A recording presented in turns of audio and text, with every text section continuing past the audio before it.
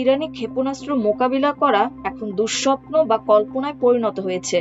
Young journalist ক্লাবের বরাত দিয়ে পার্স টুডে জানিয়েছে, ইহুদিবাদী সাময়িকী গ্লোবসের এক প্রতিবেদনে বলা হয়েছে, ইসরায়েলের আয়রন রেডিয়েশন নামের লেজার নিয়ন্ত্রিত আকাশ প্রতিরক্ষা ব্যবস্থা পুরোপুরি ব্যর্থ হয়েছে। এ অবস্থায় ইরানি ক্ষেপণাস্ত্র মোকাবিলা করা ইসরায়েলের জন্য এখন দুঃস্বপ্নের মতো। সাময়িকীতে আরো বলা হয়েছে, তেল আবিবের এই আকাশ প্রতিরক্ষা ব্যবস্থা ইরানের নতুন প্রজন্মের ক্ষেপণাস্ত্রগুলোর হুমকি মোকাবিলায় সক্ষম হবে বলে মনে করা হলেও এই সিস্টেম হিজবুল্লাহর ড্রোনকেও ঠেকাতে পারছে না। মঙ্গলবার রাতে অধিকৃত ফিলিস্তিনি ভূখণ্ডে বড় ধরনের হামলা চালায় ইরান।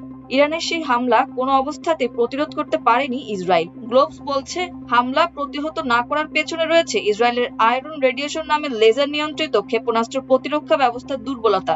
সাময়িকীতে ইসরায়েলের কথিত প্রতিরক্ষা বিপ্লবের তীব্র সমালোচনা করা হয়।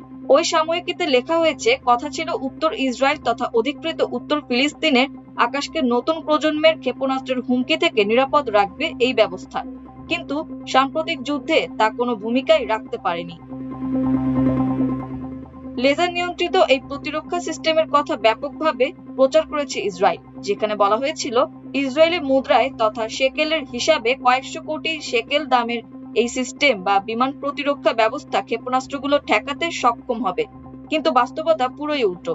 এই সিস্টেম ইরানের অনেক বেশি দ্রুত গতির ও ধ্বংসাত্মক ক্ষমতা সম্পন্ন নতুন ব্যালিস্টিক ক্ষেপণাস্ত্রকে ঠেকানো তো দূরের কথা, লেবাননে হিজবুল্লাহ ড্রোন ঠেকাতেও ব্যর্থ। মাল্টিমিডিয়া ডেস্ক, আমার দেশ।